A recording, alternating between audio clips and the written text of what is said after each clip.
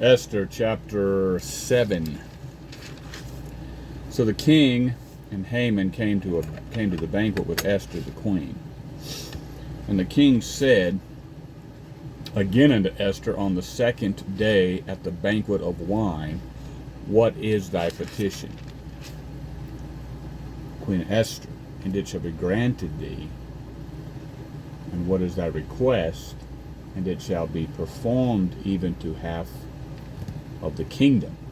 Then Esther the queen answered and said, If I have found favor in thy sight, O king, and if it please the king, let my life be given me at my petition, and my people at my request.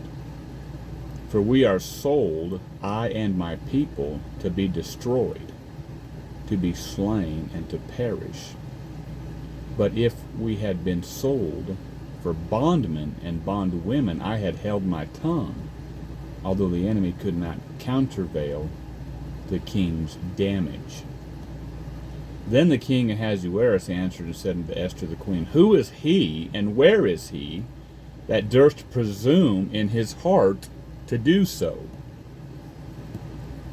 And Esther said, The adversary and enemy is this wicked Haman. Then Haman was afraid before the king and the queen. And the king, arising from the banquet of wine in his wrath, went into the palace garden. And Haman stood up to make request for his life to Esther the queen, for he saw that there was evil determined against him by the king. Then the king returned out of the palace garden into the place of the banquet of wine, and Haman was fallen upon the bed wherein Esther was. Then said the king, Will he force the queen also before me in the house? As the word went out of the king's mouth, they covered Haman's face. And Harbona, one of the chamberlains, said before the king, Behold also, the gallows 50 cubits high, which Haman had made for Mordecai, who had spoken good for the king, standeth in the house of Haman. Then the king said, Hang him thereon. So they hanged Haman on the gallows that he had prepared for Mordecai. Then was the king's wrath pacified. Now, I don't know if I've done any videos here on Esther. I'm just reading Esther 8 tonight. And I feel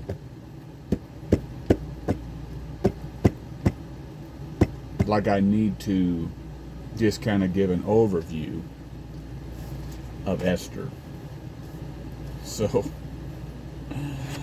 it's one of my favorite stories, and if there's anybody who reads the Bible with any amount of consistency, Esther is one of the best stories. And no mention of God in the book,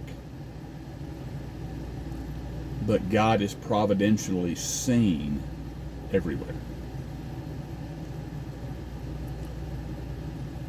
So just an overview of this Haman, his scheme, his plan, is he's a very prideful man.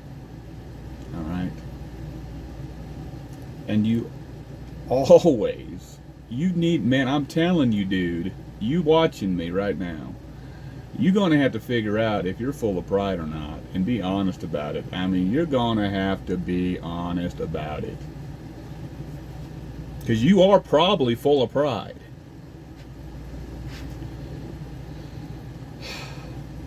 And I don't know that there's anybody on the planet who is not. I mean, there's all kinds of sins in the world, and there's besetting sins different for everybody.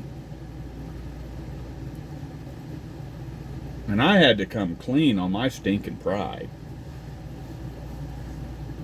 And I'm still a carrier. But Haman was full of himself. And history tells us that King Ahasuerus was not that wise of a king.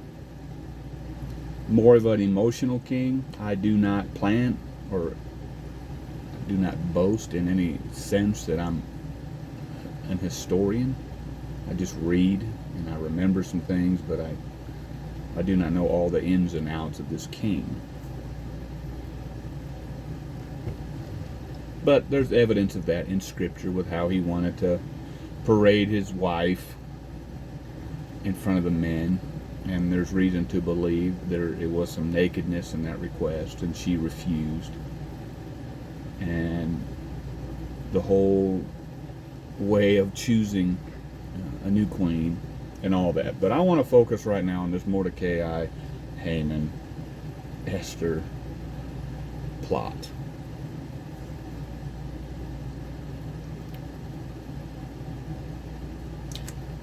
So Mordecai and Esther, were ultimately slaves in this kingdom.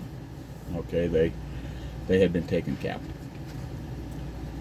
And so the pageant was made, and Esther was the one chosen to be the king, or the queen, Esther the Jew. All right? And Mordecai was her uncle, and Mordecai was just loyal to authority.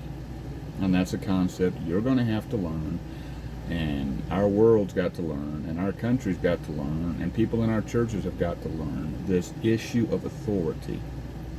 And it's a struggle for all of us, but you're going to have to get clear on what the Bible really teaches on being submissive to authority.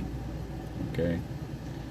And Haman, or Mordecai, was loyal to authority. Now they're in this pagan land, and they're doing the best they can to glorify God and to live their life for the God of heaven.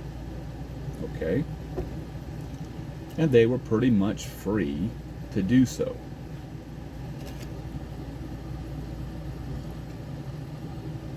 But Haman, full of himself,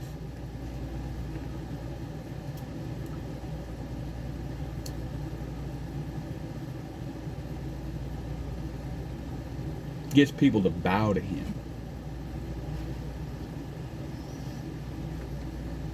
And because he's second in command, he expects everybody to bow to him. And everybody does bow to him. And as far as I know, even Jewish people bowed to him. Now, there's a concept I want to deal with just that thought. And it's prevalent to today. And it's this thought of becoming one with the culture, or keeping your Christianity hidden. Be a soft-spoken, a non-spoken believer, and just quietly, spread the gospel in non-offensive ways, no confrontation, just be a good testimony. And when they ask you to do something that's not right, just go ahead and do it. Okay? And just keep yourself going, keep yourself in the mix, keep yourself in their good graces. And when the time comes, take a softer approach to the presentation of the gospel. It's very rampant today in the entertainment world. And I'm seeing more and more. I don't keep up with it, but I still do have a TV. I still watch it from time to time. Didn't raise our kids on TV since my wife left and all that stuff. I'm alone a lot, and I do watch some TV again. And so I'm not... I believe it's best if we could just learn to live without the entertainment. I believe it. I'm just not there yet. But I do know this. The more I walk with the Lord, the more I'm in His Word, and the more I just decide I'm going to feed my spirit, the more He helps me to just not worry about the stuff of the world.